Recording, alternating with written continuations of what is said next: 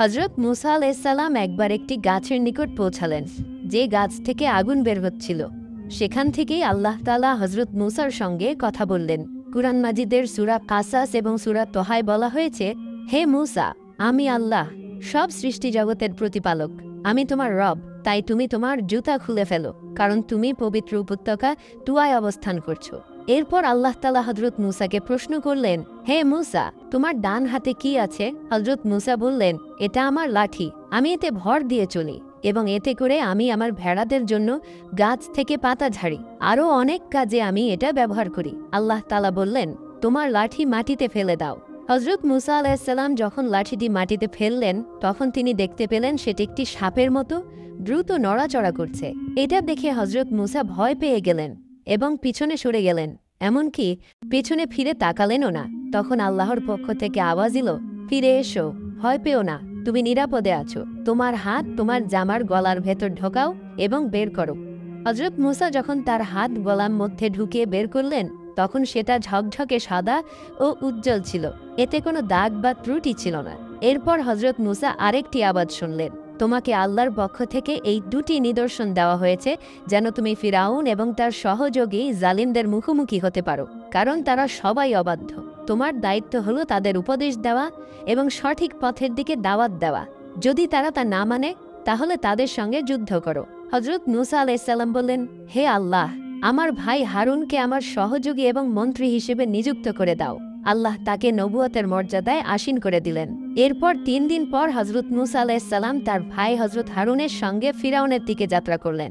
ফিরাউনের দরবারে পৌঁছানো ছিল খুবই কঠিন, কারণ সেখানে ছিল অসংখ্য প্রতিবন্ধকতা, বন্য পশু, গাছপালা, পাহারাদার ইত্যাদি। হযরত মুসা তার লাঠি দিয়ে আঘাত করছিলেন আর দরজাগুলো খুলে যাচ্ছিল, আর তিনি ভেতরে প্রবেশ করছিলেন। পাহারাদারদের সাহস হয়নি তাকে বাধা দেওয়া, এমনকি বন্য জন্তুগুলো প্রতিবন্ধক হতে পারেনি। অবশেষে তিনি ফিরাউনের প্রাসাদের দরজায় পৌঁছালেন এবং এক ব্যক্তির মাধ্যমে ফিরাউনের কাছে বার্তা পাঠালেন, আমি তোমার দরজায় এসেছি এবং তোমাকে সঠিক পথের দিকে ডাকার জন্য। একটি বর্ণনায় আছে, এই বার্তাটি একটি কৌতুকারী বা বিদূষক প্রাসাদের ভেতরে পৌঁছে দিয়েছিল, কারণ কোনো দরবারই সাহস করেনি যে তারা ফিরাউনের খোদায়িত্বের বিরুদ্ধে কারো বার্তা তাকে পৌঁছে দেয়। বিদূষক ভেতরে গিয়ে বলল, আজ আমি এক আশ্চর্যজনক ঘটনা দেখেছি। ফিরাউন বলল, তুমি কি দেখেছ? সে বলল, আমি তোমার প্রাসাদের দরজায় এমন দুজন ব্যক্তিকে দেখেছি যাদের পথ রুদ্ধ করতে পারেনি বন্য জন্তু, না পেরেছে তোমার মজবুত দরজা। তার এক অদ্ভুত কথা বলছে। ফিরাউন বলল, তারা কি বলছে? সে বলল, হুজুর, তারা আপনাকে আল্লাহ না বলে অন্য এক আল্লাহর কথা বলছে। তারা বলছে, আমাদের প্রভু সেই, যিনি আমাদের, আপনাকে এবং পুরো সৃষ্টি জগৎকে সৃষ্টি করেছেন।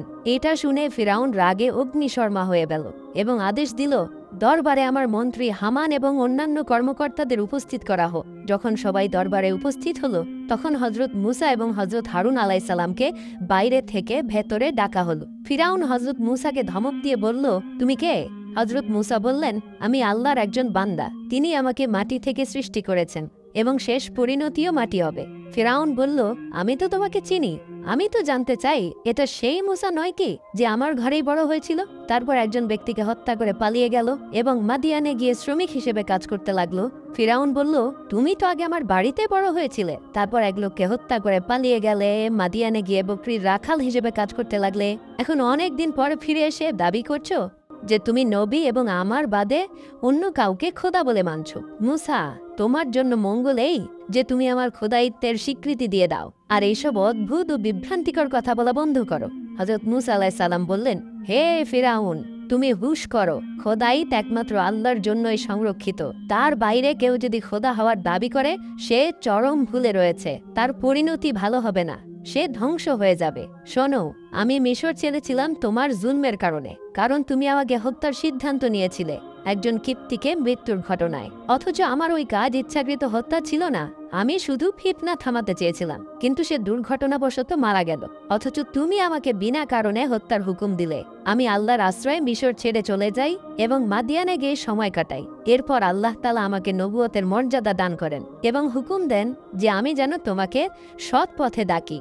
সেই জন্যই আমি তোমার কাছে এসেছি এবং তোমাকে আহ্বান জানাচ্ছি, আল্লাহর একত্বে বিশ্বাস করো, আমার নবুয়তের মর্যাদা মানো এবং বনি ইসরাইল জাতিকে মুক্তি দাও, তাদের উপর জুলুম নির্যাতন বন্ধ করো। ফিরাউন রেগে গিয়ে বলল, আর একটা কথাও বলো না, নয়তো আমি তোমাকে কারাগারে পাঠিয়ে দেব আর কোনো দিন মুক্তি দেব না। হযরত মূসা আলাইহিস সালাম বললেন, হে ফিরাউন, মনে রেখো আল্লাহ তোমাকে 400 বছর ধরে সময় দিচ্ছেন, কিন্তু এখন আর সে সময় দেওয়া হবে না। এই কথা বলেই তিনি নিজের নবুয়তের প্রমাণ হিসেবে তার লাঠি মাটিতে ফেলে দিলেন। লাঠি মাটিতে পড়া মাত্রই একটি বিশাল অজগর সাপের রূপ নিল। তার মুখ থেকে আগুনের শিখা বের হচ্ছিল, চোখ দুটো জ্বলছিল অঙ্গানের মতো, নাক থেকে ধোঁয়া বের হচ্ছিল, মুখ থেকে ভয়ঙ্কর গর্জন শোনা যাচ্ছিল। অবস্থা এমন ভয়াবহ হয়ে উঠল যে পুরো দরবারে হইচই পড়ে গেল।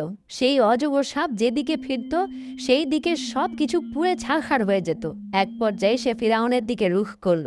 ফিরাউন যখন দেখল যে সেই অজগর তার দিকে আসছে, তখন সে মাটিতে মুখ থুবড়ে পড়ে গেল এবং কাঁপতে কাঁপতে বলতে লাগলো, হে মূসা, আমাকে বাঁচাও, মূসা আমাকে বাঁচাও। হযরত মূসা আল্লাহর নির্দেশে তার লাঠিটি আবার হাতে তুলে নিলেন।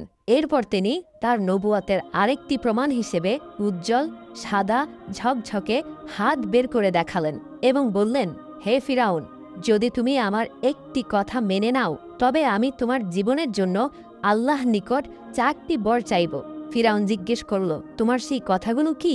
হযরত মূসা আলাইহিস সালাম বললেন, আমার কথা হলো, তুমি আল্লাহ একত্ব স্বীকার করো এবং তারই ইবাদতের জন্য মাথা নত করো।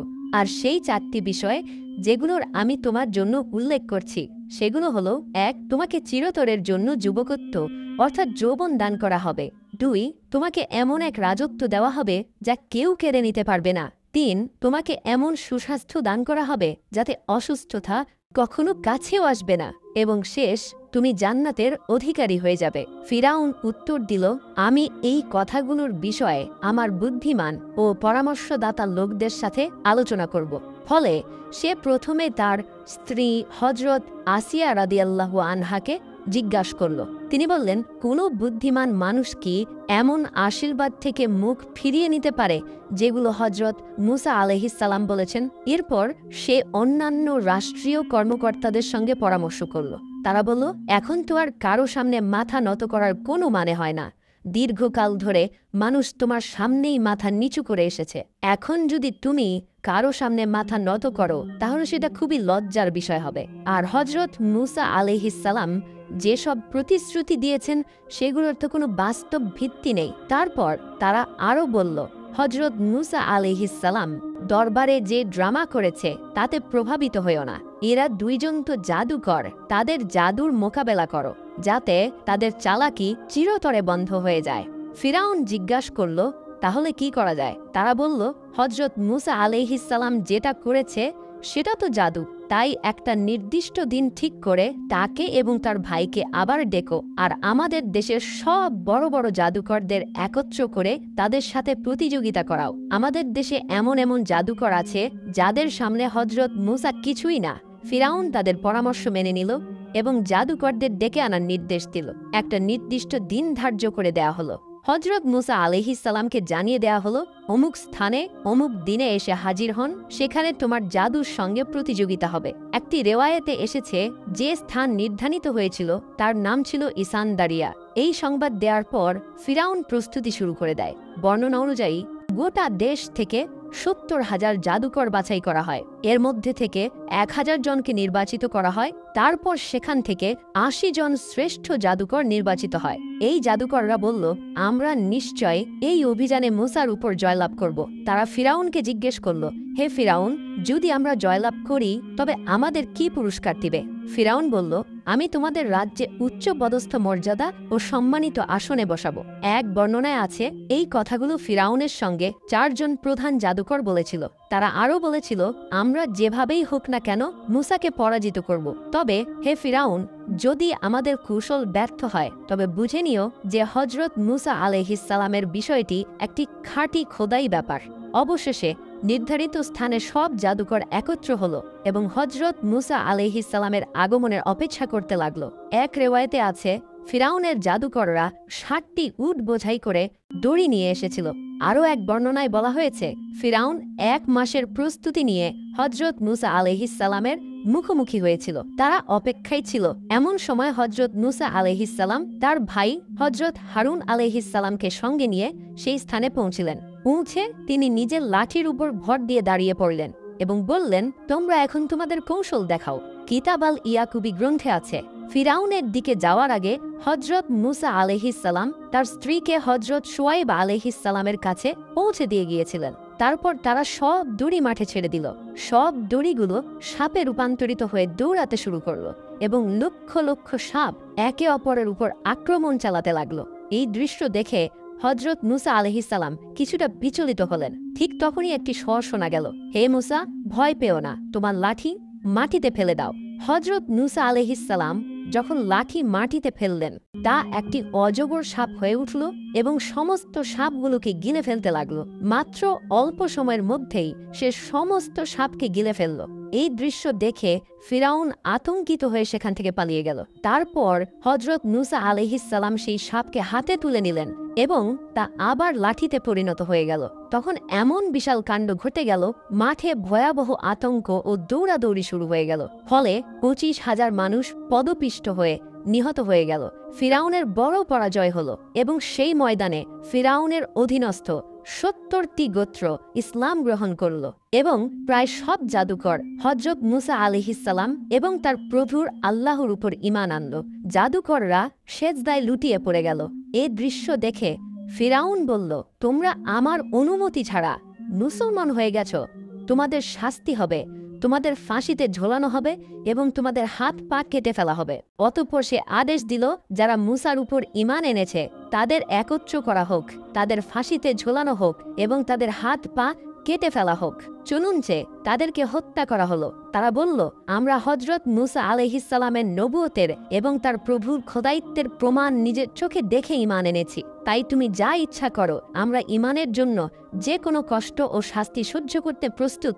ফিরাউন যখন তাদের এই দৃঢ় সংকল্প ও অটল ঈমান দেখল এবং বুঝে গেল যে এরা আর কোনোভাবে ফেরাবে না, তখন সে আদেশ দিল, তাদের হাত পা কেটে ফেলা হোক এবং তাদের ফাঁসিতে ঝুলিয়ে হত্যা করা হোক।